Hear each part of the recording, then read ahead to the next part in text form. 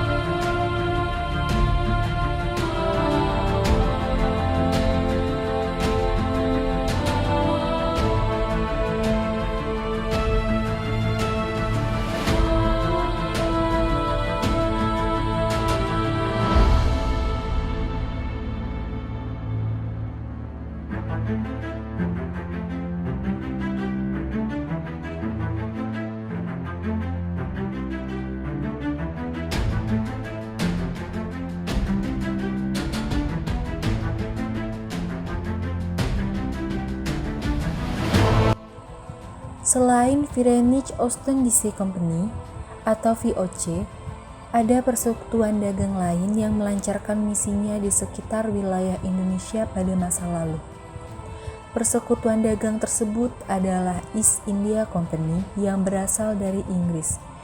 Antara VOC dan EIC sempat bersaing di Banten. Namun, EIC kalah dan kemudian menyingkir. EIC kemudian mencari tempat lain dan tiba di Bengkulu. VOC sendiri sempat mendirikan sebuah kantor dagang di Bengkulu pada tahun 1664. Namun, VOC kemudian meninggalkan Bengkulu karena selalu merugi akibat kebijakan Kesultanan Banten. Datangnya EIC ke Bengkulu awalnya disebabkan oleh kesalahan navigasi dalam pelayaran dari Madras menuju Pariaman dan adanya permintaan dari para penguasa Bengkulu setelah utusan EIC tersebut mendarat di Bengkulu.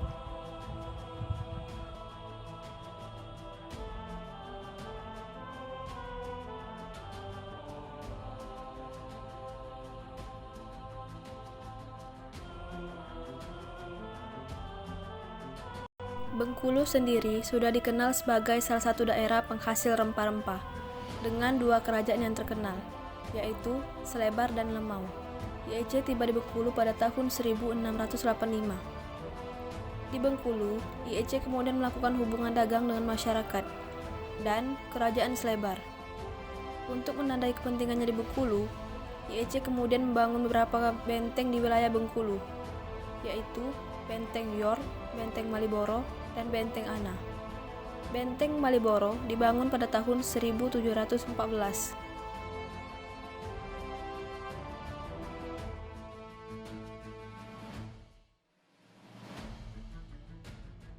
Di dalam Benteng Melbourne terdapat diorama Insinyur Soekarno dan Residen Bengkulu, C.E. Mayer yang sedang berdialog di Fort Melbourne pada tahun 1940. Insinyur Soekarno diminta untuk merancang sebuah tugu oleh pemerintah Hindia Belanda untuk mengenang penyerangan Jerman terhadap Belanda.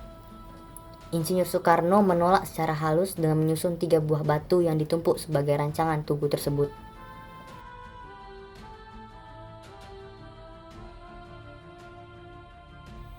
Nama Benteng Melbourne sendiri berasal dari seorang jenderal Inggris terkenal, John Churchill, Duke of Melbourne, yang hidup di awal abad ke-17.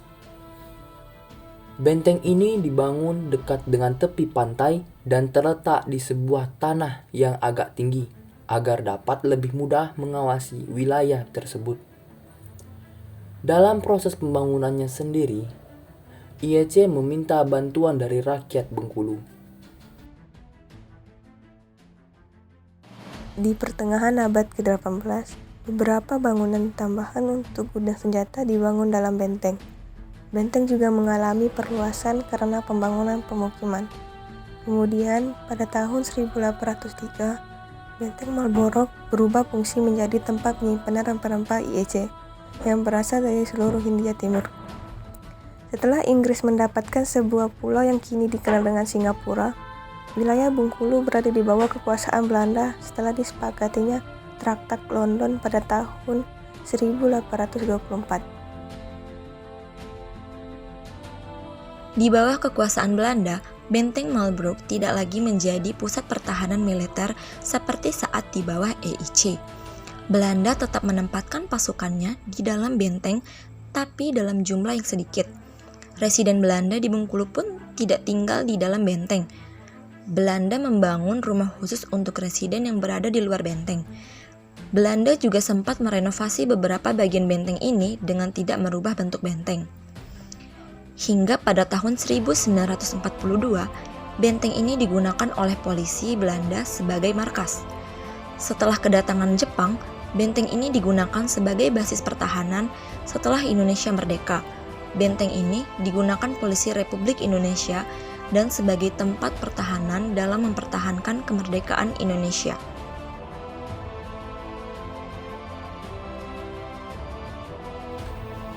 Bentuk bangunan Fort Marlborough sejak pembangunan sampai difungsikan selalu mengalami perbaikan.